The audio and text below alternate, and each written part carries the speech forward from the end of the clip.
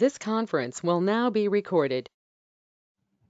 Sir, am I? No, Harsh, camera is not required anyways. No, no, no, no, no. I'm asking just. No, no, no, it is not. It is not. Okay, thank you. Yeah. Okay. So shall we start, Harsh? Yes, sir. Yes. Okay. So like as you requested, I would be straight away going into the product safety component. Okay. So Yes, sir. hopefully you know the other parts. Okay. I will not dwell too much into other things in SAP EHS. Yes. Mainly since you requested that we start off with product safety and then later, once we complete the product safety, then we'll go into the dangerous goods management. Yes, sir. So Yes, sir. that's one thing. And apart from these things, you also requested for some technical stuff like workflow. How does the workflow work? We will also discuss at the later part. Okay, sir. Okay, so actually today's agenda, how do I actually take up the classes? First, what I do is I take you through the theoretical part related to whatever the topic that we are going to discuss. First, I'll tell you the whole thing from the theoretical perspective. Sir. Yeah, WWI is also covered, na? yeah. WWI also I'll tell you, but हाँ WWI remember that is involving even coding. I'm not going to touch the coding part. हाँ not coding हाँ अपने means जिससे हम लोग Yeah. मतलब which we gone through it Sorry, I didn't get you. मतलब जो हम लोगों को जिसका हाँ यूटिलाइजेशन होता है ना सर हाँ, बिल्कुल बिल्कुल। देखिए ये यस WWI जो है ना, that is nothing but advanced version of your Windows, I mean Microsoft office.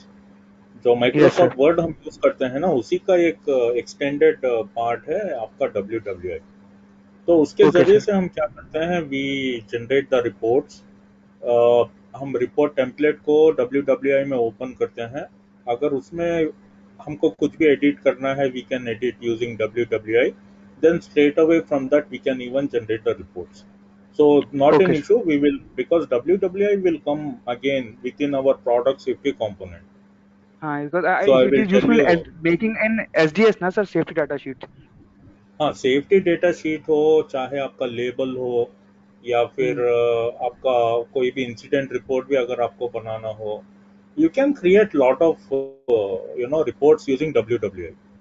सिर्फ ओके SDS सर नहीं, अगर आपको कुछ दूसरा भी अगर कोई रिपोर्ट बनाना है, जैसे कि लेबल लेबल डिजाइनिंग हुआ, या आपका लेबल में क्या डेटा आना चाहिए जब आप प्रिंट यस आउट सर लेते हैं, तो वो यस भी सर जो है हम WWI के अंदर एडिट कर सकते हैं। ओके सर ठीक है। वैसे तो WWI हम थोड़ी देर बाद में आएंगे after few classes. Okay sir पहले तो मैं आपको ये समझा रहा हूँ कि हम कैसे जाएंगे। अभी पहले थियोरिटिकल रहेगा, मैं थियोरिटिकल आपको पूरा कंपोनेंट के बारे में समझाऊंगा। Then we will go to configuration. Configuration बोले तो एज ए SAP कंसल्टेंट आपको क्या कॉन्फ़िगर करना पड़ेगा। अगेन ये आपका जो भी कॉन्फ़िगरेशन डेटा है वो क्लाइंट आपको देता है, ठीक है, क्योंकि ओके सर उसके अंदर जो भी सेटिंग्स होता है, software settings, that will be given by the client और द कस्टमर। ओके तो वो सर डॉक्यूमेंट को देखते हुए आपको क्या करना पड़ता है, you have to create that customization और कॉन्फ़िगरेशन, आप कुछ भी बोल सकते हैं। ओके सर ठीक है, फिर कस्टमाइजेशन के बाद then I will take you through the transaction codes. जो भी इंपॉर्टेंट ट्रांजैक्शन कोड्स आते हैं वो कंपोनेंट के अंदर, we will discuss on that. Okay, उसके ओके साथ सर साथ मैं आपको नोट्स भी दूंगा, जो भी कंपोनेंट का रिलेटेड नोट्स है, मैं वो नोट्स भी आपके साथ शेयर करूंगा, ताकि आप खुद उसको थोड़ा अच्छी तरह से प्रिपेयर होके आप पढ़ाई कर सकें उसके ऊपर। यस ओके, सो यस मैं अपना शेयर स्क्रीन करता हूँ। Pallavi, can you give me the access to share my screen?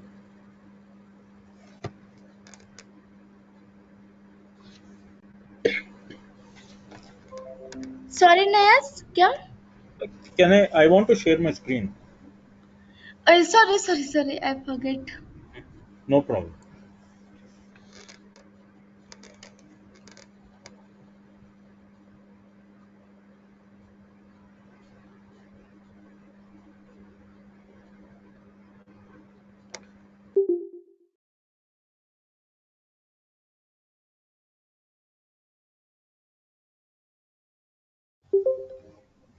Yes, Naz, now you are organizer.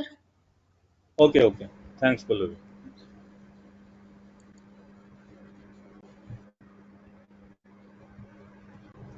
Okay, Harsh, can you see my screen? No, not yet, sir.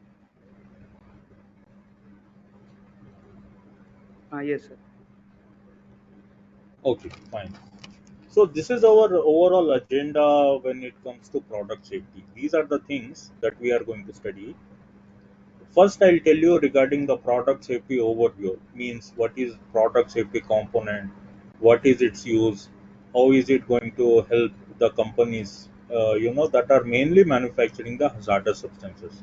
So you should know one thing: product safety is used maximum by those companies which are manufacturing hazardous substances, or you can also call it as dangerous goods, whatever it is. Both are same, because after manufacturing, anyways, if you are transporting the hazardous substance, you will call it as a dangerous good. Okay. So Yes, sir. this product safety will be used mainly by the manufacturing sector. Okay, Okay, then sir. Will go to report management. Report management के अंदर मैं आपको बताऊंगा, कोई भी एक report होता है ना, जैसे कि अगर आप कोई प्रोडक्ट मैन्युफैक्चर कर रहे हैं, then you are going to sell that product in a market. तो जब आप वो प्रोडक्ट को अपने कस्टमर को देते हैं, when you sell it to him, आप सिर्फ उसको प्रोडक्ट नहीं दे सकते। आपको क्या देना पड़ेगा? उसके साथ साथ इंस्ट्रक्शन मैनुअल देना पड़ेगा, प्रोडक्ट सेफ्टी रिलेटेड इंफॉर्मेशन देना पड़ेगा, उससे क्या खतरा हो सकता है, व्हाट आर द हजार्ड्स, और उनको कैसे सावधानी के साथ उस प्रोडक्ट को इस्तेमाल करना है, उसके बारे में इंफॉर्मेशन आपको देना पड़ेगा। ऑल दिस थिंग्स, चाहे वो MSDS। देखिए, अब अभी ऐसा है, अगर आपका प्रोडक्ट कोई केमिकल है या फिर कोई फार्मा प्रोडक्ट है, तो आप उसको SDS बोल सकते हैं। That document will be mainly safety data sheet. But just Yes, sir. imagine if your product is not a chemical, neither it is a form of product, तो आप क्या बोल सकते हैं उसको? It can be a safety instruction manual बोल सकते हैं, या फिर उसको हम इंस्ट्रक्शन मैनुअल बोल सकते हैं, या फिर इंस्ट्रक्शन बुकलेट बोल सकते हैं। ये सारी चीजें जो है, it will come under the same category, even they are known as the reports.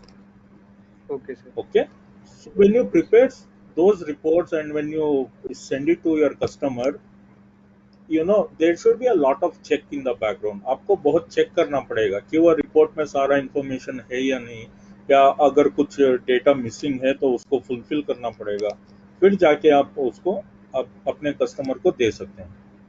तो ये मल्टीपल एक चेक होता है बैकग्राउंड में। जब भी आप रिपोर्ट बनाते हैं, it will be check by lot of people individually as well as in a group also. They will check whether all the information is correct or not. Only then you are supposed to release that report into the public domain. Okay, so Okay, sir. that is known as your report management. तो mainly हम report management में क्या सीखेंगे कि what are the different statuses of a report when you are generating in a report, right before you generate a report and during generation of the report, what will be the statuses. Then before you release it, okay, under release itself there are three types of statuses. We will see what are those.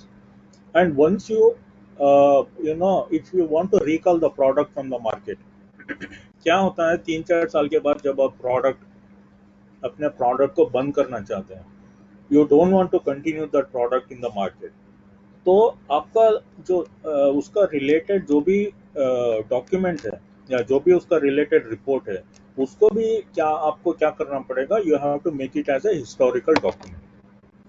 Okay, ठीक sir. है। So how to do that? That is known as versioning.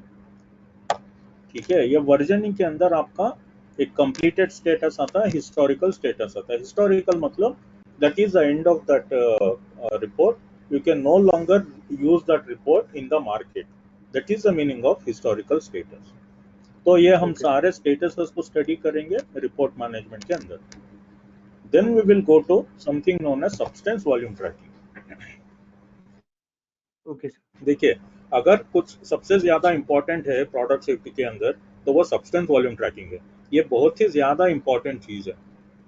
क्यों Okay, ये sir. Important चीज है, मैं बताऊंगा। If you are using any hazardous substance in your company, let us say as a raw material, तो as per regulation there is a requirement that you cannot store that hazardous substance more than some limit. एक limit होता है, जैसे कि अगर आप ammonium nitrate या sulphuric acid या कुछ भी अगर आप एक hazardous सब्सटेंस यूज कर रहे हैं कंपनी के अंदर, तो आपको जितना चाहिए उतने क्वांटिटी में आप स्टोर नहीं कर सकते। ये आज शायद आपको मालूम होगा, आपके अगर साइट पे अगर कोई भी आप हाँ हाँ जैसे कि डीजल जनरेटर है फॉर एग्जांपल, आपके साइट पे अगर डीजल जनरेटर है, तो आप क्या जितना चाहे उतना डीजल स्टोर कर सकते हैं वहां पे? नहीं नहीं नहीं सर। नहीं कर सकते, क्योंकि it is a hazardous substance. Yes. ठीक है, उसी तरह से कोई भी मटेरियल जिसे आप एक हजार्डस मटेरियल कंसीडर करते हैं, वो अगर आप अपने कंपनी में फॉर यूसेज अगर स्टोर करना चाहते हैं temporarily, then you should always follow the regulation. अगर रेगुलेशन बोलता है कि इस टाइप का मटेरियल, जैसे कि अगर एक्सप्लोजिव टाइप का मटेरियल है, you cannot keep that material for more than 100 kilogram, जैसे कि अमोनियम नाइट्रेट, तो आपको वो स्ट्रिक्टली फॉलो करना पड़ेगा। नहीं तो क्या होगा मालूम है आपको? शायद याद है 1 या 1.5 साल पहले बेरूत में एक एक्सप्लोजन हुआ था। Okay. I don't know if you remember और नॉट। लेबनान में एक बेरूत बोल के एक सिटी है, ठीक है, that is a city in Lebanon country. वहां पे क्या हुआ था, पोर्ट के अंदर ना ये लोग कुछ लोग मिलके एक बड़े वेयर हाउस में बहुत सारा अमोनियम नाइट्रेट को जमा हाँ किया। हाँ ओके ओके हाँ I got remember. Okay I got warehouse. हाँ हाँ, तो वो क्या हुआ पता नहीं, कुछ शॉर्ट सर्किट की वजह से वहां पे कुछ फायर हुआ और इतना बड़ा धमाका हुआ कि बोलते हैं 9/11 के बाद शायद ये सबसे बड़ा धमाका था। Yes sir. तो वहां पे क्या उन्होंने मिस्टेक की थी, क्या गलतियां की थी कि कोई लिमिट नहीं था। मतलब हमको इतना ही स्टोर करना है, ये एक्सप्लोजिव मटेरियल है, हो सकता है कुछ एक्सीडेंट हो गया तो बहुत बड़ा नुकसान हो सकता है, ऐसा उन्होंने कुछ सोचा नहीं। वो बस ले जाके सारा जो भी हजार्डस मटेरियल है पूरा एक जगह पे डंप कर दिया, और ना तो यस। उसका कुछ सेफ्टी रिक्वायरमेंट फॉलो किया, ना तो रेगुलेटरी रिक्वायरमेंट फॉलो किया। उसका रिजल्ट क्या था? एंड रिजल्ट ये था कि कुछ शॉर्ट सर्किट की वजह से ना पूरा सिटी मतलब तहलका मच गया था। करीबन 300 से 450 लोग मारे गए उस एक्सप्लोजन में, और प्रॉपर्टी डैमेज तो काफी हुआ था। यस ठीक सर। है, तो इसलिए in most of the countries what they don't allow companies to store such a huge quantity of any hazardous material. ये जो ओके। हुआ था this was a explosive material, ठीक है। उसी तरह यस। से हो सकता है आपका रेडियो एक्टिव मटेरियल हो, या फिर फ्लेमेबल लिक्विड्स हो, या फिर कोरोसिव मटेरियल हो, या पॉइजनस मटेरियल हो, टॉक्सिक मटेरियल हो। हजार्डस सब्सटेंस में there are many types of categories. Okay, hazard rating हम बोलते हैं इसको। तो हजार्ड रेटिंग के अंदर क्या क्या आता है? एक आपका हो गया एक्सप्लोसिव सब्सटेंस, एक आपका रेडियो एक्टिव मटेरियल, फिर आपका flammable liquid, corrosive material, toxic material, poisonous material, etcetera etcetera. ऐसे बहुत सारे जो है ना हजार्ड रेटिंग वाले मटेरियल होते हैं। एक एक मटेरियल का एक एक रेटिंग होता है। ओके। जैसे कि एक्सप्लोसिव मटेरियल का हमेशा hazard rating as per international standard 1 है। Hazard rating of any explosive material is 1। Similarly, for radioactive substance, it is 7. For okay. flammable liquid, it is number 3. Okay. Okay, so as per that, hazard rating, you should store your hazardous substances. और okay sir. Store करने में भी आपको जो भी regulation बताता है उसी के मुताबिक आपको स्टोर करना है। जैसे कि ये कॉमन है, हम देखते हैं डीजल और पेट्रोल जो हम साइट पे यूज करते हैं, it should be away from flammable material. Okay, there should be a fire extinguishing system that has to be there. एक टैंक बंड बनाना पड़ता है, बंड बना के उसके ऊपर आप स्टोर कर सकते हैं, ताकि अगर कुछ लीकेज होता है that should be within that what we call tray, और मे बी स्पिलेज ट्रे बोलते हैं हम जिसे, या फिर वो टैंक के अंदर ही वो मटेरियल को रहना पड़ेगा। Yes sir. ठीक है, तो ये सारा रिक्वायरमेंट जो है आपको कहाँ से मिलेगा? रेगुलेटरी जो रेगुलेशंस है हमारे, वहां से आपको ये सारा इंफॉर्मेशन मिलता है। तो उसमें सबसे इंपॉर्टेंट है how much material can you store in your company, how much quantity of the hazardous substance. If they tell you 100 kilogram, you should not store more than 100 kilogram. वरना क्या होगा, अगर कोई फैक्ट्री इंस्पेक्टर अगर inspection के लिए आ गया, वो अगर रिकॉर्ड्स में उसको पता चल गया है कि आप ये फॉलो नहीं कर रहे हैं, जितना आपको प्रिस्क्राइब किया गया है उससे ज़्यादा क्वांटिटी में अगर आप स्टोर कर रहे हैं तो हो सकता है वो केस कर दे डायरेक्टली कंपनी के ऊपर, या हो सकता है लाइसेंस ही कैंसिल कर दे। ऐसा कई बार होता है। तो इसलिए हमको क्या है, केयरफुली जो है हमारे जो भी हजार्डस सब्सटेंसेस हैं उनका क्वांटिटी को हमेशा चेक करना पड़ेगा। अभी प्रॉब्लम ये है, अगर आप if you are dependent on people, what will happen is people may not take sufficient care. कुछ हजार्डस सब्सटेंस आपको वेयर हाउस में मिलेगा, कुछ हजार्डस सब्सटेंस आपको प्रोडक्शन एरिया में मिलेगा, it will be scattered everywhere in the company. So how will you come to know what is the total quantity available in the plant? Okay, जैसे कि store room में आपका कुछ hazardous substance है, कुछ quantity में है, आपका वेयर हाउस में भी रहेगा। डेली आप जाके ये नहीं चेक कर सकते कि भाई स्टोर रूम में कितना है या फिर वेयर हाउस में कितना है, प्रोडक्शन एरिया में कितना यूज हो रहा है। You can not check daily. ये काम जो है आप सब्सटेंस वॉल्यूम ट्रैकिंग के ऊपर छोड़ दो। The substance volume tracking what it will do, it will collect all the information related to the hazardous substance quantity. वो जाएगा वेयर हाउस में कितना क्वांटिटी में पड़ा है उसका एक रेटिंग लेके आएगा। Then it will also check how much is available in the inventory management, then how much of the hazardous quantity is available in the production area.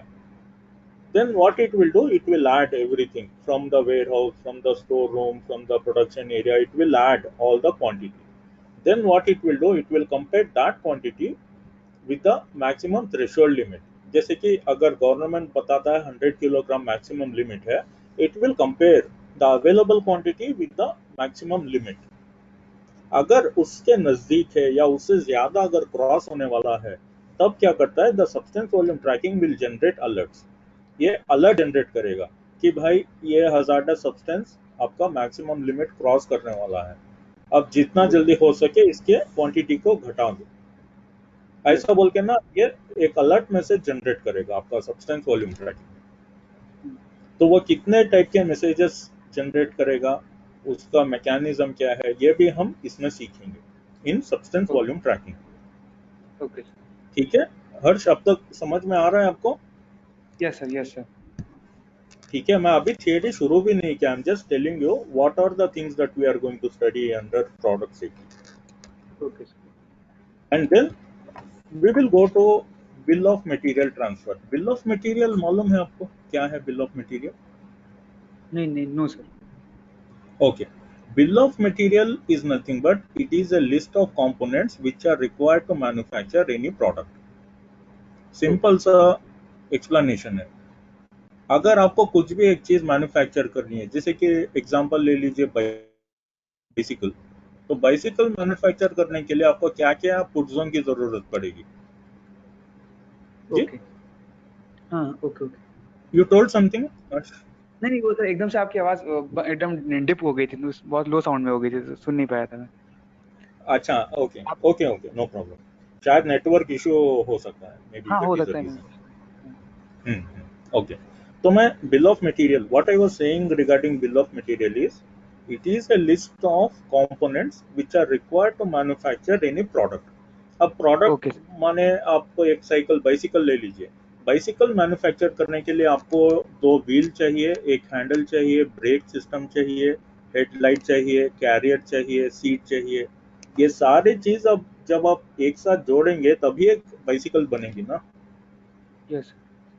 तो ये जो इंडिविजुअल कंपोनेंट है, जैसे कि आपका सीट, हैंडल, ब्रेक और wheels etcetera etcetera, तो bill of material में क्या होता है, एक एक कंपोनेंट का नाम रहता है। पहले सीरियल नंबर 1 समझ लीजिए हैंडल, ठीक है, कितना क्वांटिटी? 1 क्वांटिटी। सीरियल नंबर 2 फिर क्या? Seat, how many quantity? 1 quantity. फिर serial number 3 wheels, how many wheels? 2 wheels. ऐसा बोल के क्या रहेगा, पूरा आपका जो भी कंपोनेंट की जरूरत पड़ेगी एक मैन्युफैक्चर करने के लिए कोई भी प्रोडक्ट को, तो वो सारा चीज जो है आपके बिल ऑफ मटेरियल में मिलेगा। तो बिल ऑफ मटेरियल बोले तो it is nothing but it is a list which contains all the details of the components which are required to manufacture any product. ये मैं तो आपको सिंपल से एक बाइसिकल का एग्जांपल बोल दिया। Now just imagine if you want to manufacture paint, paint manufacture होता है ना, पेंट। यस। उसमें आपको देखिए दैट इज वेरी क्रिटिकल, क्योंकि paint is again it is a dangerous good. Every milligram counts. 1 milligram भी ज्यादा नहीं हो सकता कोई भी रॉ मटेरियल। सब कुछ इक्वल प्रोपोर्शन में जितना चाहिए उतना ही आपको डालना पड़ेगा। सो ये बिल ऑफ मटेरियल में क्या होगा, पेंट बनाने के लिए जो भी रॉ मटेरियल चाहिए, जो भी कंपोनेंट्स उसमें पड़ेगा, वो सारा कंपोनेंट्स रहेगा अलोंग विद द क्वांटिटी। जैसे कि अगर 10 मिलीग्राम कोई आप केमिकल ऐड कर रहे हैं 10 मिलीग्राम, या फिर और कोई ऑयल अगर आप उसमें ऐड कर रहे हैं, जैसे कि टर्पेंटिन ऑयल हुआ, या फिर और कोई सॉल्वेंट अगर आप यूज कर रहे हैं, वो कितना मिलीलीटर में आना चाहिए। तो आप क्या करेंगे, पूरा ब्रेकअप इसमें रहेगा बिल ऑफ मटेरियल में। Okay sir. ओके, तो ये without A bill of material ना कोई भी प्रोडक्शन टीम प्रोडक्ट को मैन्युफैक्चर नहीं करेगी। दे विल स्ट्रेट अवे से इट इज नॉट पॉसिबल। तो पहले ओके बिल ऑफ मटेरियल जब रेडी होगा उसके बाद ही कोई भी प्रोडक्ट बन सकता है। Without this it is not possible. Okay तो हम इसमें देखेंगे how to prepare a bill of material. ये बिल ऑफ मटेरियल बनता कैसे है, और इसमें मतलब क्या क्या कंपोनेंट्स ऐड करते हैं, कैसे ऐड करते हैं, और वो कंपोनेंट्स कौन से प्लांट के अंदर अवेलेबल है, ये सारी चीजें जो है हम बिल ऑफ मटेरियल में सीखेंगे। This is a purely application based topic. Okay sir. Okay. Next, we will also see about the report shipping and report information system. मतलब क्या है, आप जब एक रिपोर्ट तैयार कर लेते हैं, जब एक रिपोर्ट बन जाती है तो उसके बाद क्या करना पड़ता है हमको। वो रिपोर्ट अगर आप दूसरे यूजर के साथ शेयर करना चाहते हैं, either you can share it as a attachment to the email, ऐसे भी आप कर सकते हैं, और you can share it directly from your SAP system as a form of soft copy. ठीक है। So okay report shipping is nothing but it is sharing of the report what you have generated with other people और other users. So that we will see in report shipping. And finally report information system क्या होता है, you can imagine report information system is just like your library. In report information system, you will find all the reports which are having the status either release status or historical status. इसके अलावा और कोई status नहीं होगा। आप यहाँ पे देख सकते हैं बहुत सारे स्टेटस हैं रिपोर्ट्स के। यस ठीक है। बट जो हमारा इंफॉर्मेशन रिपोर्ट इंफॉर्मेशन सिस्टम है ना, ये एक तरह से आप आर्काइवल रूम की तरह देख सकते हैं या लाइब्रेरी की तरह देख सकते हैं। इसमें आपको अच्छा जो भी रिपोर्ट मिलेगा वो या तो उसका स्टेटस हिस्टोरिकल रहेगा या उसका स्टेटस रिलीज स्टेटस रहेगा, yes release.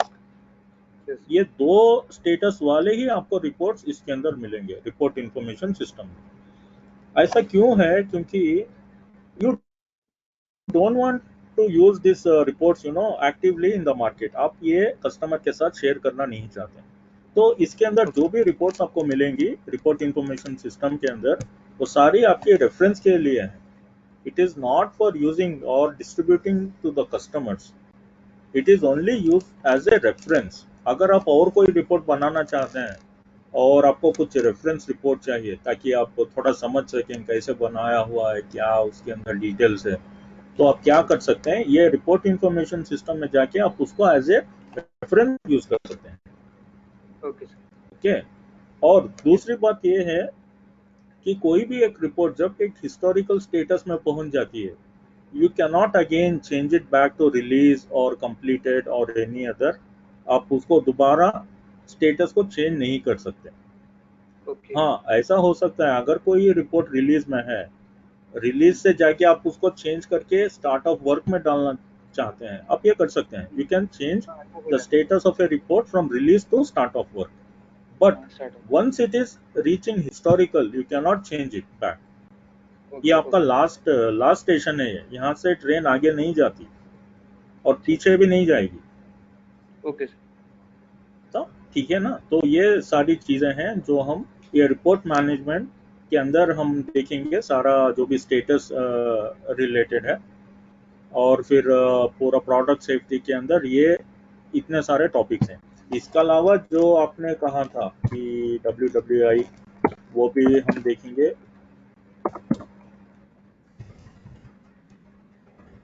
Windows word processor integration.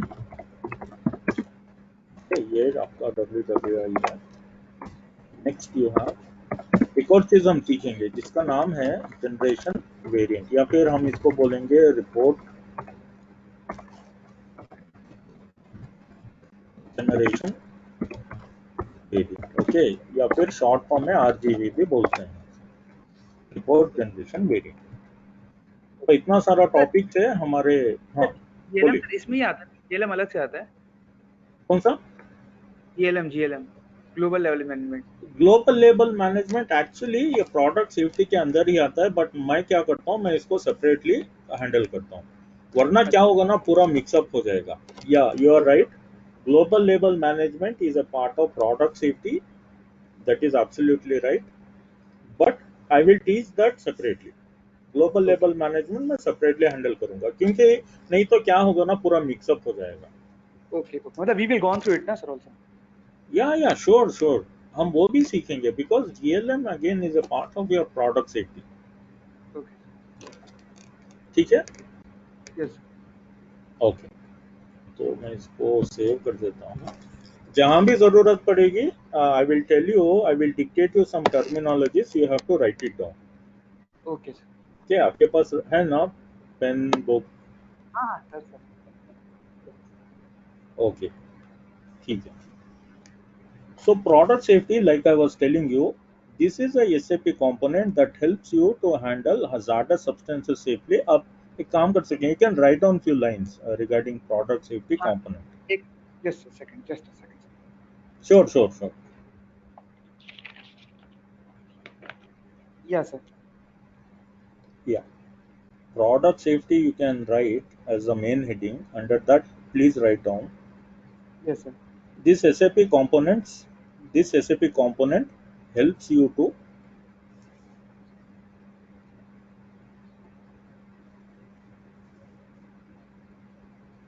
Yes sir, help you to handle hazardous substances.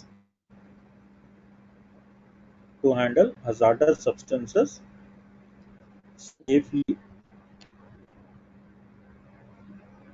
safely and bring them safely onto the market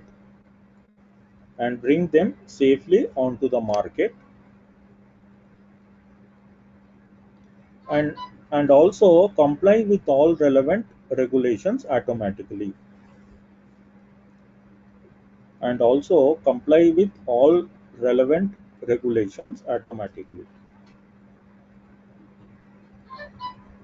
comply with all all relevant regulations।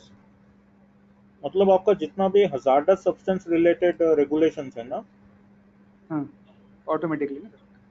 हाँ, it will allow you to comply with all of these regulations automatically। Okay okay, इतना काफी है ये definition के अंदर। Next is product safety also includes some of the components, like you told me correctly, global label management, it is one of the sub component of your product safety, which helps you in entering all the data for labels. See, if you are manufacturing any product, definitely you will be requiring lot of labels. Okay, so the entire label requirement will be taken care by the global label management. So depending on how your label is, whether it is a simple label, complex label, या जैसे कि different business processes में आप labels use करते हैं, जैसे कि production में यूज होता है, या अगर हजार्डस वेस्ट जनरेट हो रहा है तो उसमें आप लेबल्स यूज करेंगे, लॉजिस्टिकल प्रोसेस में, इन वेयर हाउस मैनेजमेंट, बहुत सारी जगह पे आपका लेबल मैनेजमेंट यूज होता है। ठीक है, तो कौन सा बिजनेस प्रोसेस है जिसमें यूज होगा, या कितने टाइप के लेबल्स हैं, ये सारी चीजें हम label management, global label management में सीखेंगे। Okay, that will come later. This is one of the part of product safety. Next is, I told you, report shipping. Report shipping controls the process involved in creating a report shipping order through to saving it. मतलब अब जो कोई भी अगर आप report generate करते हैं तो वो रिपोर्ट को शिपिंग करने के लिए, जैसे कि to share it with your customers, और to share it with your sales team, और with your logistics teams, you can use the product safety component in sharing these component also. So this is also possible. Next is You can use report information system. Again, this is also a part of your product safety. What you can do in this is you can search and display all the existing reports with status, released and historical. तो सिर्फ Yes. दो type के इसमें reports मिलेंगे आपको, जो release status है और जो हिस्टोरिकल स्टेटस है। ठीक है, Yes. ये भी एक आपका फंक्शन है प्रोडक्ट सेफ्टी के अंदर। Apart from Yes. This you can also create bill of material transfer which is used to create the composition of a specification. Specification मालूम है आपको हर्ष? Yes, yes. ये भी recall आपका करेंगे? ऐसे कौन सा स्पेसिफिकेशन? हाँ, स्पेसिफिकेशन जो है, अब जैसे कि अगर आपको कोई MSDS रिपोर्ट बनाना है, ठीक है, तो MSDS रिपोर्ट जनरेट करने के पहले आपको क्या करना पड़ेगा, you have to go and create a specification. Specification मतलब मैं मोटा मोटा आपको समझाता हूँ। जैसे कि आपका मोबाइल फोन है, ठीक है ना, तो मैं अगर आपको पूछूंगा भाई आपके मोबाइल का क्या स्पेसिफिकेशन है, उसका टेक्निकल स्पेसिफिकेशन बताओ, तो आप मुझे हाँ। बोलेंगे सर इसका 4 GB रैम है, 128 GB रोम है, ठीक है, और फिर मैं इसका 7.2 इंच डिस्प्ले स्क्रीन है, 34 मेगापिक्सल का कैमरा है, ठीक है ना, और ये 5G सपोर्ट करता है मोबाइल फोन। ये सारी चीजें आप जो मुझे बोलेंगे ना, ये क्या है, उस मोबाइल फोन का प्रॉपर्टीज है या कैरेक्टरिस्टिक्स है। उसी तरह से अगर मैं आपको वाटर का अगर कोई भी स्पेसिफिकेशन पूछूंगा, if I ask you please tell me what is the specification of water, आप बोलेंगे water is colourless, water is tasteless, Waterless. Water is orderless, या and water is a universal solvent. आप इस तरह से क्या करेंगे, मुझे उसका कैरेक्टरिस्टिक्स को डिस्क्राइब करेंगे, तो उसी को हम क्या बोलते हैं, स्पेसिफिकेशन बोलते हैं। तो कोई भी केमिकल हो, अगर आप अपने कंपनी में केमिकल यूज कर रहे हैं, इससे पहले कि उसका यूटिलाइजेशन हो, पहले आपको क्या करना पड़ेगा, उसका स्पेसिफिकेशन बनाना पड़ेगा। उस स्पेसिफिकेशन के अंदर उसका सारा फिजिकल केमिकल प्रॉपर्टीज, उसका सेफ्टी डेटा, वो उसको कैसे स्टोर करना है हमको, वो उसका प्रॉपर्टीज क्या है, और कौन सा फायर फाइटिंग मेथड यूज करना पड़ेगा अगर फायर लगना है तो, या अगर एक्सपोजर हो गया तो कौन सा फर्स्ट एड हमको फॉलो करना है, क्या इंस्ट्रक्शन फॉलो करना है, वो सारा जो भी आपका EHS डेटा है ना रिलेटिंग टू एनी सब्सटेंस, वो आपको पूरा स्पेसिफिकेशन के अंदर मिल जाएगा। So without specification you can not generate MSDS। MSDS अगर आपको जनरेट करना है, first you need to have a specification. On that basis, what you can do, you can generate the reports also and you can generate your MSDS also. So that is a specification.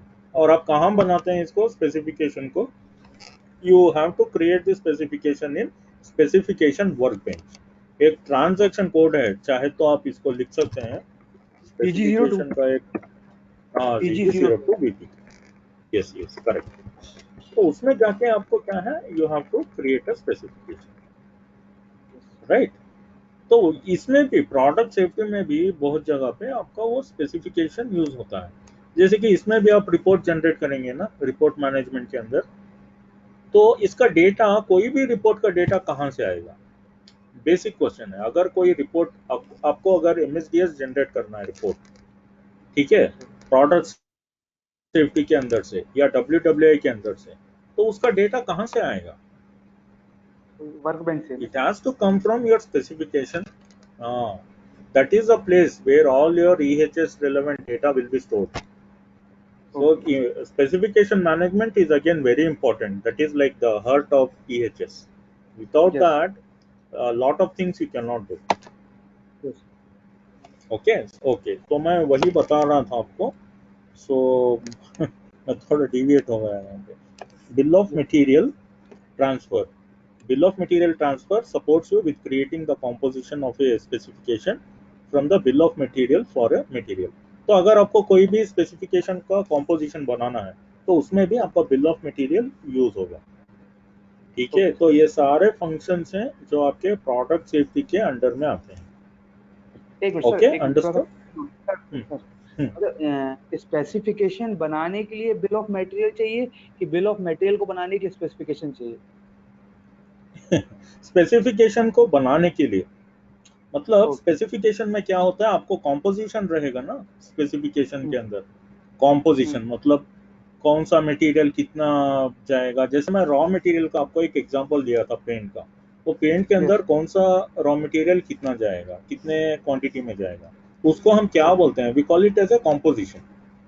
Okay Okay, so if in order to decide what composition we want for any chemical for manufacturing purpose, that has to be first decided through bill of material. Okay sir उसके बाद क्या होगा, ये bill of material से data आप specification में transfer कर सकते हैं अंडर कॉम्पोजिशन। ओके सर ठीक है, तो एक इंपॉर्टेंट पॉइंट है ये, चाहे तो आप लिख सकते यस हैं। There is one more thing what you should know. There is another component known as hazardous substance management. Okay, yes you have product safety, which is again related to hazardous substances. It is used to handle the hazardous substances, and also if you want to safely bring it into the market, you need product safety. But there is also another component known as hazardous substance management. So if we yes already have a component known as hazardous substance management, then why do we need product safety? इसकी क्या जरूरत है फिर, अगर हमारे पास एक और component है जिसका नाम हजार्डस सब्सटेंस मैनेजमेंट है। यस सर तो आप यहाँ पे एक डिफरेंस लिख सकते हैं, what is the difference between hazardous substance management, या फिर मैं ऐसा बोलूँ कि वही डू वी, या फिर what is the difference between hazardous substance management component and product safety component. Yes If I want to know what is the difference between these two components, तो आप लिख सकते हैं hazardous substance management supports companies that use hazardous substances, okay but product safety component supports companies that produce hazardous substances. देखिए इन दोनों में बहुत फर्क है, there is a lot of difference. Hazardous substance management will support only the companies that are using means maybe a cleaning agent, plant maintenance के अंदर अगर use हो रहा है, या इंटरमीडिएट किसी बिजनेस प्रोसेस के लिए अगर यूज हो रहा है तो ठीक है, you can use hazardous substance management. But अगर आपकी कंपनी मैन्युफैक्चर कर रही है हजार्डस सब्सटेंस को, जैसे कि फर्टिलाइजर मैन्युफैक्चर कर रही है, then you need to use product safety. Because manufacture करने के बाद आप क्या करेंगे, you will send it to your customer के पास जाएगा वो। लेकिन अगर आप सिर्फ यूज कर रहे हैं, सिर्फ इस्तेमाल कर रहे हैं वो हजार्डस सब्सटेंसेस का, तो आपको ये देखना नहीं पड़ेगा कि भाई मुझे रिपोर्ट बनाना पड़ेगा या MSDS जनरेट करना पड़ेगा, या फिर मुझे ये पूरा जो है एक रिपोर्ट इंफॉर्मेशन सिस्टम मेंटेन करना पड़ेगा। वो जरूरत नहीं पड़ेगी आपको, because you are not going to sell that product. आपके वो पर्सनल यूटिलाइजेशन के लिए आप हजार्डस सब्सटेंसेस को ले रहे हैं, so that is why that will not come under product safety. मोटा मोटा तौर पे आप ये समझिए, product safety will support companies that are manufacturing hazardous substances, and hazardous substance management is a component that supports companies that use the hazardous substances. इन दोनों में काफी फर्क है, ये आप थोड़ा आपको समझना पड़ेगा। यस ठीक है, understood? Yes Okay, so let us go ahead to report management. So report management, I told you, is this is the place where you can manage all your reports.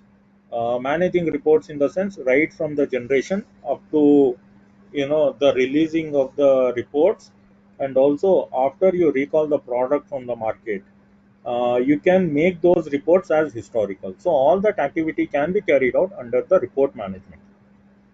Okay, and in this the most important thing is the different statuses.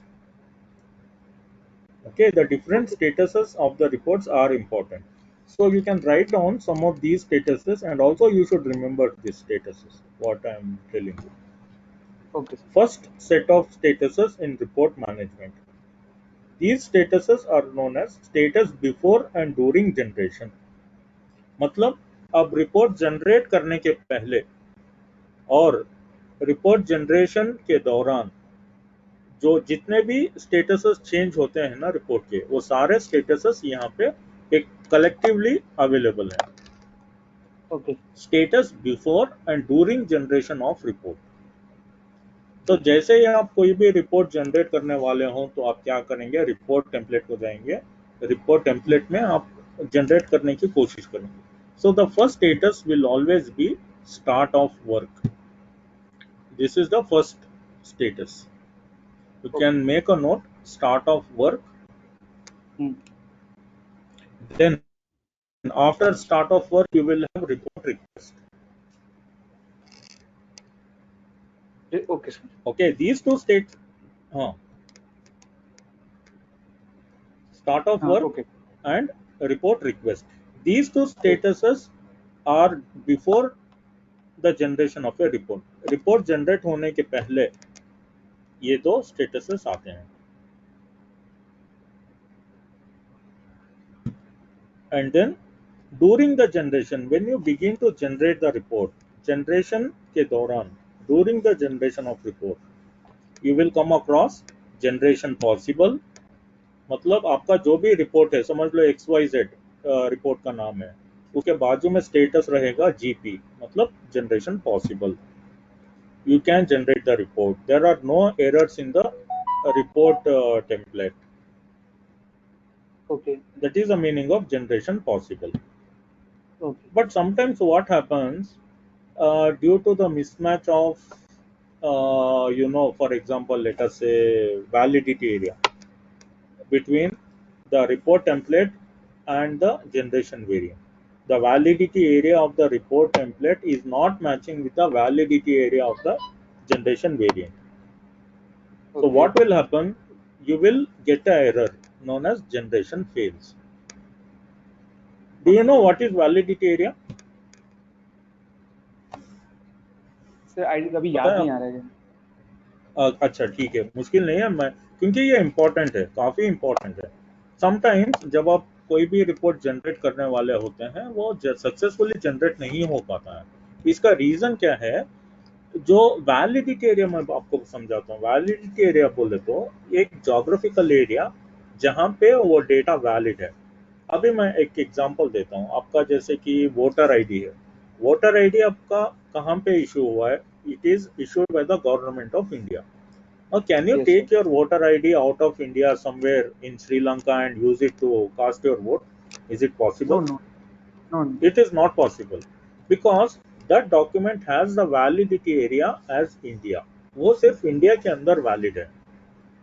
Yes. उसी तरह से जब हम कोई भी एक report को generate करना चाहते हैं तो उसका एक वैलिडिटी एरिया होता है, एक वैलिडिटी, पर्टिकुलर वैलिडिटी एरिया। जैसे कि कुछ एग्जांपल मैं आपको बोलता हूँ। Let us say validity area can be India, or it can be Sri Lanka, it can be US, it can be France, it can be Germany। ऐसा भी होता है इंडिविजुअल कंट्री वाइज, या फिर ऐसा भी होता है region world, region Europe, then region Asia, ऐसा भी होता है। तो इन दोनों में फर्क क्या है? ये भी वैलिडिटी एरिया बोलते हैं हम इंडिविजुअल कंट्रीज को, और ये जो आपका रीजन वर्ल्ड, रीजन यूरोप और रीजन एशिया जो है ना, इसको भी हम वैलिडिटी एरिया बोलते हैं। Yes. तो अगर आपका रिपोर्ट टेम्पलेट का अगर वैलिडिटी एरिया समझ लो इंडिया है, तो जो आप जनरेशन वेरिएंट यूज कर रहे हैं रिपोर्ट जनरेट करने के लिए, उसका भी वैलिडिटी एरिया इंडिया होना चाहिए, दोनों मैच होना चाहिए। If it is not matching, then it will not generate the report successfully। तब आपका क्या होता है, रिपोर्ट का जो है वो स्टेटस जनरेशन फेल्स बोल के बताएगा, बिकॉज इसका वैलिडिटी एरिया है ना, वो मैच नहीं हो रहा है जनरेशन वेरिएंट के साथ। That is the reason it will show as generation fails. ये एक इम्पोर्टेंट चीज है। उसके अलावा अगर कुछ डेटा में कुछ if the data is not correct in the report template, then what will happen? You will get this error also known as system error। ये दोनों चीजें, ये दोनों स्टेटस तब जनरेट होती हैं जबकि report generation is not possible. कुछ एरर हो गया या जनरेट नहीं कर पा रहे हैं, उस टाइम पे ये स्टेटस आपको दिखेगा, जनरेशन फेल्स और सिस्टम एरर। जो सर सिस्टम एरर है वो क्या आपने कब बताई कब होता है सर? ये सिस्टम एरर हो सकता है कि जैसे कि अगर आपका जो रिपोर्ट टेम्पलेट है उसमें आपने यस जो सर। एक डेटा एलिमेंट जो डाला है ना वो आपके स्पेसिफिकेशन में अवेलेबल नहीं है। ओके ओके ओके, या आपने जो टेबल का नाम दिया है टेबल का नाम गलत डाला है, ये भी हो सकता ओके है। Okay. Okay. Hello hello hello. तो ओके। ये सारे स्टेटस इंपॉर्टेंट है before and during the generation of report. Yes sir. Okay, next हम जाते हैं release status. So what is a release status? अभी आपने जनरेट कर लिया है रिपोर्ट, यू हैव प्रिपेयर्ड है MSDS report, but before you can share that report with your customers या मार्केट में वो रिपोर्ट को रिलीज करने के पहले somebody has to approve it. अभी ऐसा नहीं हो सकता कि मैंने कोई रिपोर्ट बना दिया, एमएसडीएस बना दिया, the company will allow me to share it in the market. Okay, they will what they will do, they will check each and every data whether it is correct or not as per the requirement, वो report बनाया है कि नहीं। उसके बाद वो क्या करेंगे, वो उसको अप्रूवल देंगे, उस रिपोर्ट का अप्रूवल देंगे। Only then we can release it और share it with the customers in the market. So that is why before any report is released in the market it will go through three main check. तीन जगह पे check होता है। First okay will be check by the chemist. We call this release status as either you can call it as chemist or you can call it as R1 or CH. The okay report or MSDS report will be checked by the chemist who is working in that company. That will be the first person to check. Okay If the chemist finds that all the data is correct in the report, if let us say if that person approves the report, वो approve कर दिया उसने, next क्या yes होगा, वही report जाएगा lawyer के पास। Then the lawyer will check whether all the information is provided in the report is correct or not. इधर lawyer का क्या काम है? Why do we need lawyer here to approve the report? उसको क्या पता है medicine के बारे में या chemistry के बारे में? He doesn't know anything. Then why lawyer has to check? तो legal compliance. Okay, what he will check in the report? क्या चेक करेगा? मतलब कोई स्टेट स्टेट या सेंट्रल का कोई इंडस्ट्रियल लॉ कोई वायलेशन तो नहीं हो रहा है? हाँ, ओके। बट एसपीसीबी का। क्या वायलेशन हो, मतलब अगर वो रिपोर्ट है एमएसडीएस है फॉर एग्जांपल, तो उसमें क्या वायलेट हो सकता है? ऐसा क्या रहेगा उसमें कि वायलेट हो जाए?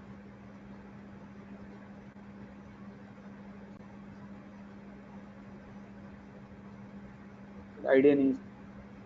ओके, ठीक है, मैं आपको बताता हूँ लॉयर यहाँ पे क्यों जरूरी है, इसको भी क्यों ये स्क्रूटिनाइज करना पड़ेगा रिपोर्ट को। बिकॉज देखिए, जो भी आप इंफॉर्मेशन प्रोवाइड करते हैं, मैं आपको एक सिंपल एग्जांपल देता हूँ।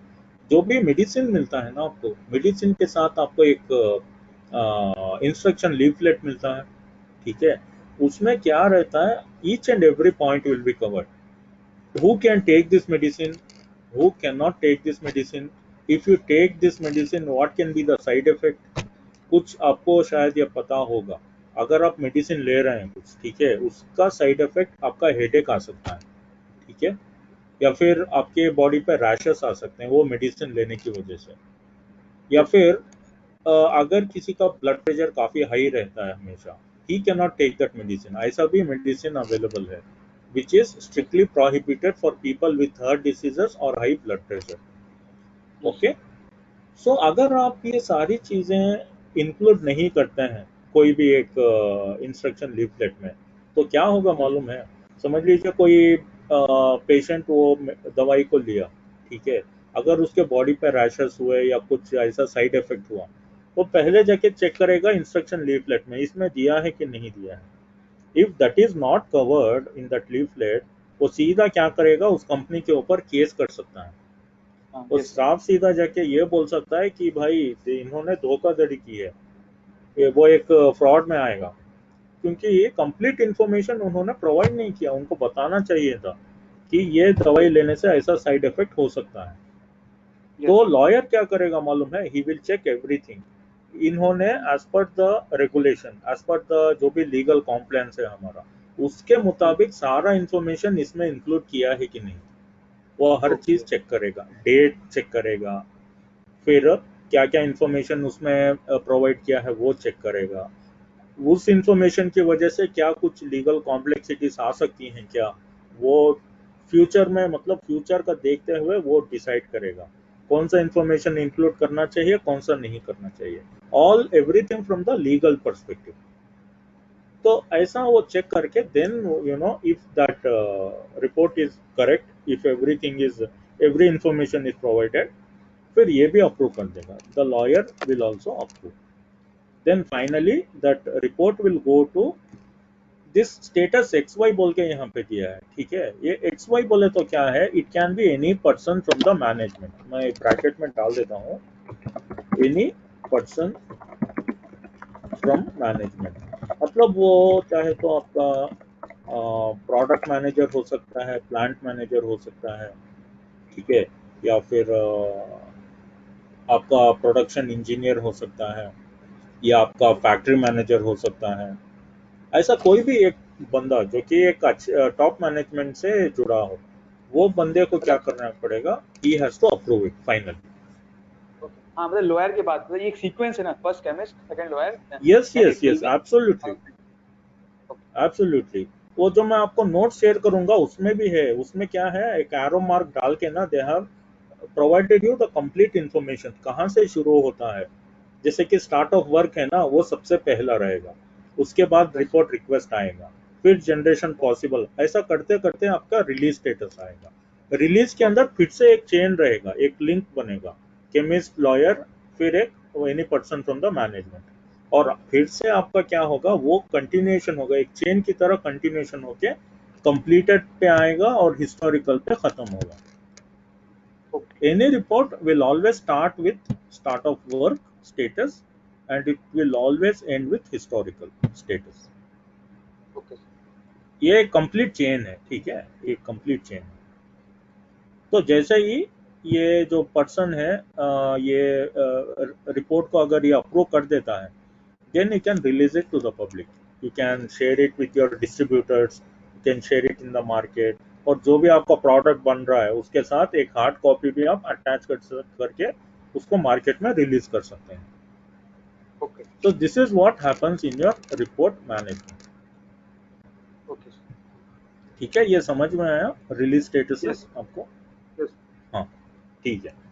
सो फाइनली दो और स्टेटस हैं जो कि आपका report, the report will go through the last two statuses, one is completed, another is historical। so what is this completed status? completed status पता है कब होता है, जैसे कि मैं आपको एक एग्जांपल देता हूँ, एक कोई मेडिसिन अवेलेबल है, वो बहुत सालों से क्या करते हैं, वो मार्केट में अवेलेबल है, so every 2-3 years they will change some composition in that medicine, may be उसका कलर चेंज कर दिया, या उसका जो क्या बोलते हैं साइज है, साइज चेंज कर दिया, या उसका आप कैसे उसको ले सकते हैं, कैसे कंज्यूम करना है ना प्रोडक्ट में, you cannot use the same earlier report, that will become invalid, you have to prepare a new report, okay, you have to give a different version number to that report, and again you have to release it in the public domain। Okay, जैसे कि अगर मैं क्या बात बोल रहा हूँ अभी, कौन सा एग्जांपल दूं, जैसे कि एक सिरप है, कॉफ सिरप समझ लीजिए, ठीक है। नॉर्मली जब उन्होंने पहले रिलीज किया था, it was coming in some flavour, उसका कुछ फ्लेवर नहीं था, it was just normal cough syrup. फिर थोड़े साल के बाद उन्होंने क्या किया, थोड़ा प्रोडक्ट को और अट्रैक्टिव बनाने के लिए they made it into different flavours, orange flavour हुआ आपका, एप्पल फ्लेवर हुआ, ऐसा अलग अलग फ्लेवर में मिलने लगा, या चेर्री यस, फ्लेवर में, या स्ट्रॉबेरी फ्लेवर में मिलने लगा। तो जब भी ऐसा प्रोडक्ट में कुछ चेंजेस होता है ना, you can not use the old report, आप पहला वाला आप इंस्ट्रक्शन लीफलेट यूज नहीं कर सकते, उसको चेंज यस, करना पड़ेगा, रिवाइज करना पड़ेगा, तो उसे हम क्या बोलते हैं, वर्जनिंग। वर्जन समझ लो 1.0 first time, second time okay, version 1.1, 1.2, इस तरह से चेंज होता रहेगा। Okay, okay, Then finally, when the company decides we will no longer change this product in the future, this is our final version. तो उसको क्या होगा, बाद में हम रिपोर्ट का स्टेटस कंप्लीटेड में चेंज कर देंगे. कंप्लीटेड मतलब no more you can create any more version. समझ लो 1.5 आपका लास्ट वर्जन है. After that you can not create 1.6 because after that the status of the report will change to completed. Okay. No more revisions are possible for that report. Okay. Okay, समझ में आया आपको ये? Yes sir. Yes. ओके. उसके बाद जो है आपका फाइनल वर्ज ये क्या बोलते हैं स्टेटस है हिस्टोरिकल. जैसा मैंने आपको बताया, अगर वो प्रोडक्ट अवेलेबल नहीं है मार्केट में, इट इज स्टॉप, आपने रिकॉल कर लिया है पूरा product, it is no more available, लेकिन आपके कंपनी में आपका सिस्टम के अंदर तो ये रिपोर्ट रहेगा ना. ठीक है, आपने मार्केट से उसको हटा दिया, आपके सिस्टम में वो रिपोर्ट अभी भी अवेलेबल है, समझ लो रिलीज स्टेटस में अवेलेबल है. तो आपको क्या करना पड़ेगा, जैसे ही वो प्रोडक्ट हट गया ना, then you have to change the report status to historical. You have to make it historical, which means it is no longer used practically. It can only be used for reference purpose. ठीक है, this is your historical status. Sir ये जैसे completed के जैसे release के बाद completed जाएगा, completed के बाद हिस्टोरिकल जाएगा ना, या फिर कंप्लीटेड अलग है और हिस्टोरिकल अलग है? नहीं, कभी कभी क्या होता है ना, अगेन इट डिपेंड्स. कुछ कंपनीज ऐसा सेटिंग्स करते हैं सॉफ्टवेयर में कि रिलीज के बाद ना स्ट्रेट अवे आपका रिपोर्ट हिस्टोरिकल में भी जा सकता है. Okay. It is not mandatory release के बाद आपको कंप्लीटेड ही जाना पड़ेगा, ऐसा मैंडेटरी नहीं है. Sometimes or some of the reports, you know what happens, they don't go through completed, they will straight away jump from release status to historical status. Okay. That depends on how they want to use the report. वो उनके requirement के मुताबिक वो लोग ऐसा status को assign करते हैं. Okay. ठीक है ना, तो बाकी का पूरा सेम है, everything will remain same. After start of work only all the other things will come. But from release to historical, it can jump directly, or it can go first to completed status, then it can go to historical status, depending on the requirement. Okay. Yes. तो ये आपका report management है. और कुछ इसमें है क्या? नहीं, इसमें इतना ही. Okay, next we can go to substance volume tracking. और 7:55 हो रहा है. I need some time to explain this substance volume tracking. So what I will do, I will go to एक minute. Just give me 1 second.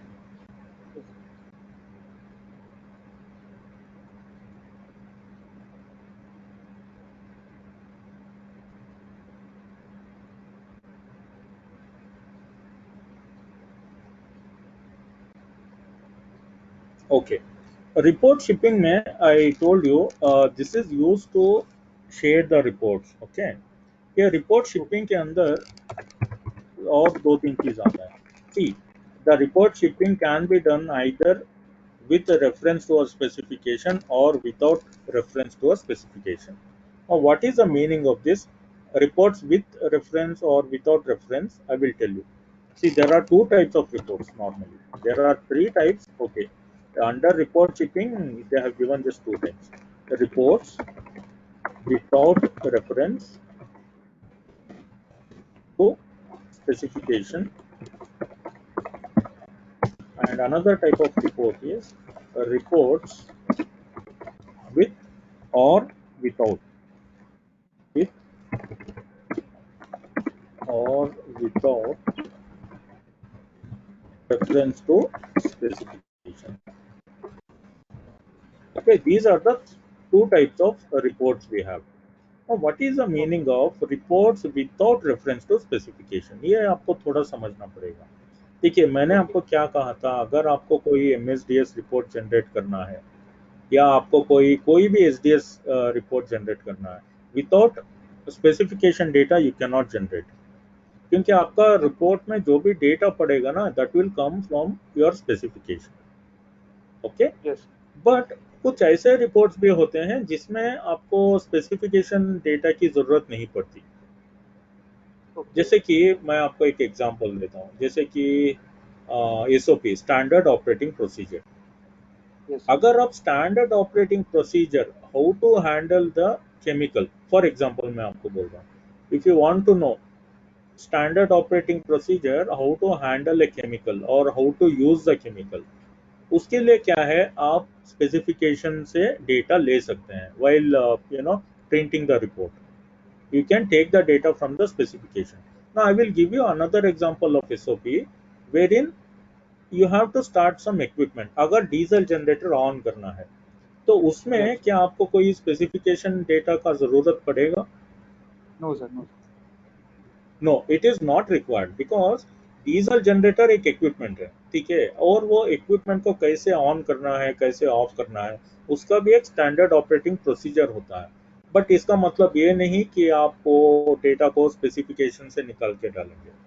Sometimes the report needs the data from your specification management, and sometimes there are some reports which will not require the data from the specification. So मैं आपको example देता हूँ, यहाँ पे example लिखूंगा, फिर आपको थोड़ा समझ में आएगा. Reports without reference to specification. It can be your standard operating procedure. ये एक एग्जांपल हुआ. और आपका इंसिडेंट एक्सीडेंट रिपोर्ट. अब देखिए, ये एक और एग्जांपल है. जब आप इंसिडेंट एक्सीडेंट रिपोर्ट बनाते हैं, क्या आपको स्पेसिफिकेशन डेटा का जरूरत पड़ेगा? No sir, no sir. या फिर आप इसको इन्वेस्टिगेशन रिपोर्ट भी बना दीजिए, मुश्किल नहीं. You can even call it as investigation report, because इसमें जो भी डेटा हम डालते हैं ना इंसिडेंट एक्सीडेंट रिपोर्ट में या इन्वेस्टिगेशन रिपोर्ट में, that will be mainly on the person who got injured, location, date and time, what kind of injury he sustained, कितने बजे हुआ, कौन से दिन हुआ, कौन से लोकेशन में हुआ, कैसे हुआ, उसका आई विटनेस कौन है, उसका सुपरवाइजर कौन था, क्या ये लॉस्ट टाइम इंजरी के अंडर में आएगा, क्या ये रिपोर्टेबल इंसिडेंट है. ये सारी चीजें जो है ना, you don't have to take the data from specification, क्योंकि स्पेसिफिकेशन में जो है maximum number of the time chemical data आपको मिलेगा. Yes. जैसे कि fire fighting measures, first aid measures, physical chemical properties of a chemical, ये सारा इंफॉर्मेशन आपको स्पेसिफिकेशन में मिलेगा. But you don't need that information here. Sir, ये प्रॉपर्टी ट्री होता है, वो स्पेसिफिकेशन का ही पार्ट होता है ना? हाँ, स्पेसिफिकेशन का पार्ट ही है वो. जैसे आपका प्रॉपर्टी ट्री हो गया, एमएसडीएस भी आता है प्रॉपर्टी ट्री, इंडस्ट्रियल हाइजीन भी आता है, या फिर आप हजार्डस सब्सटेंस भी आता है. ऐसा बहुत टाइप के आपके प्रॉपर्टी ट्रीज होते हैं. Yes. और वो प्रॉपर्टी ट्री के अंडर में आप वो डेटा सेव करते हैं, जो भी स्पेसिफिकेशन का डेटा है. समझ लीजिए अगर एमएसडीएस प्रॉपर्टी ट्री का नाम है, एमएसडीएस प्रॉपर्टी ट्री के अंदर it will contain only MSDS related information. Okay. उसी तरह से अगर hazardous substance is the name of the property tree, उसके अंदर सिर्फ हजार्डस सब्सटेंस का रिलेटेड डेटा मिलेगा आपको. Okay. तो property tree just like a subject, वो सब्जेक्ट के अंदर बस वही इंफॉर्मेशन मिलेगा. केमिकल बोले तो केमिकल, फिजिक्स बोले तो फिजिक्स का रिलेटेड इंफॉर्मेशन.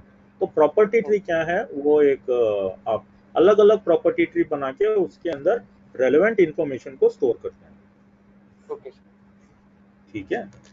तो ये reports without reference to specification, मैंने आपको 2-3 एग्जांपल दिए. नाउ रिपोर्ट्स विद और विदाउट स्पेसिफिकेशन. विद और विदाउट बोले तो कभी कभी स्पेसिफिकेशन का डेटा जरूरत पड़ेगा, कभी कभी नहीं पड़ेगा. जैसे कि लेबल, ये जो स्टैंडर्ड ऑपरेटिंग प्रोसीजर है ना, I will put it below, क्योंकि एसओपी में भी कभी कभी क्या होता है, आप डेटा लेंगे स्पेसिफिकेशन से लेंगे, कभी कभी नहीं लेंगे. जैसे कि मैं आपको बोला ना, अगर chemical related standard operating procedure चाहिए तो आपको फिर से लेंगे. और इक्विपमेंट स्टार्ट करना है तो नहीं लेंगे. नहीं लेंगे. तो विथ और विदाउट कभी कभी आप इस्तेमाल करेंगे, कभी कभी इस्तेमाल नहीं करेंगे. उसी तरह से आपको मालूम होना चाहिए, लेबल जो है ना, लेबल भी एक तरह का रिपोर्ट होता है. Yes. नॉर्मली जब हम लेबल के बारे में सोचते हैं तो हमको लगता है वो रिपोर्ट में नहीं आता, लेकिन ऐसा नहीं है। एसएपी के मुताबिक label is also one of the type of report. क्यों वो रिपोर्ट बोलते हैं इसको? Because even this will contain some information, very valuable information. Yes. जैसे कि मैं आपको एग्जांपल देता हूँ, डेंजरस गुड लेबल। जो भी आपका डेंजरस गुड है ना, उसके ऊपर ये लेबल को हम डिस्प्ले करते हैं, डेंजरस गुड लेबल। उसके अंदर क्या इंफॉर्मेशन रहेगा, कौन सा डेंजरस गुड रेगुलेशन अप्लीकेबल है, इसका डेंजरस गुड का क्या प्रॉपर्टी है, नाम क्या है ये डेंजरस गुड का, ऐसा थोड़ा बहुत Yes. इंफॉर्मेशन जो है ना आपको डेंजरस गुड लेबल में मिलेगा। Okay. ओके, एक और लेबल है जैसे कि एड्रेस लेबल। एड्रेस लेबल में क्या होता है, कस्टमर का नाम, कस्टमर का एड्रेस रहता है। तो आपको क्या जरूरत है स्पेसिफिकेशन डेटा का वहां पे? No, never. नहीं, एड्रेस लेबल में you don't need any data from specification, but if it is a Yes. Dangerous good label, yes you will require the information. Yes. ठीक है, so that is why we call these reports labels and standard operating procedures.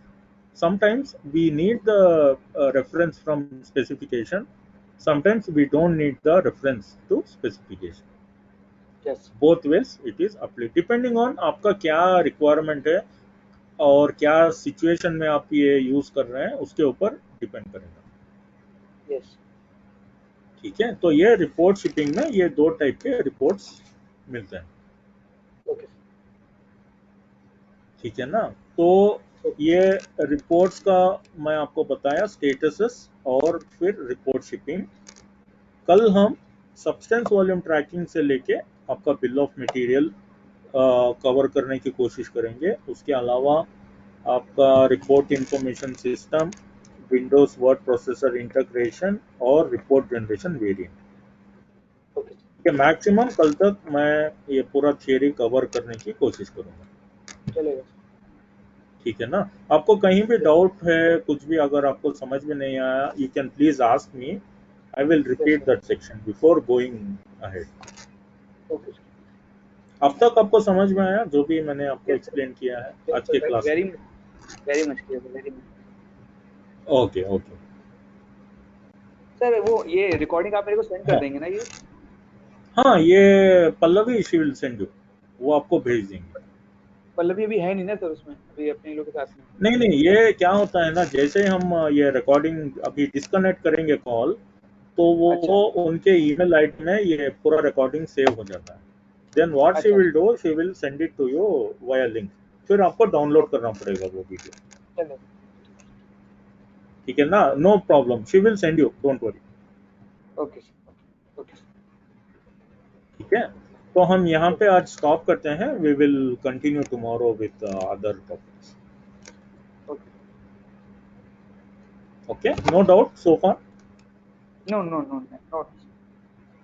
Okay, ठीक है हर्ष, ठीक है, हम हाँ, कल same time पे विल कनेक्ट। सर मेरा रिक्वेस्ट है कि हम लोग 15 मिनट टाइम आगे बढ़ा सकते हैं क्या? 7:15 कर सकते हैं क्या, पॉसिबल हो तो? 7:15 कर सकते हैं, लेकिन मैं एग्जैक्टली 8:15 बजे क्लोज करना पड़ेगा। हाँ हाँ, क्योंकि मेरे जस्ट उसके बाद एक क्लास है, यह वजह से। चल ठीक है, क्योंकि सर क्या होता है कि मतलब मैं 6:30 बजे छूटता हूँ ना, और आते रहे मतलब मैं आ जाता हूँ 6:50 6:55 तक, बाई चांस किसी जाम लग गया रास्ते में। Okay may be. हाँ तो फिर ओके, ठीक है, मुश्किल नहीं है, हम 7:15 बजे कर सकते हैं, नो प्रॉब्लम। यस सर, 7:15 को कनेक्ट करेंगे फिर कल से। Yes sir, yes sir, yes. Okay okay, ठीक है, good night, good night. Okay, good night Harsh, take care.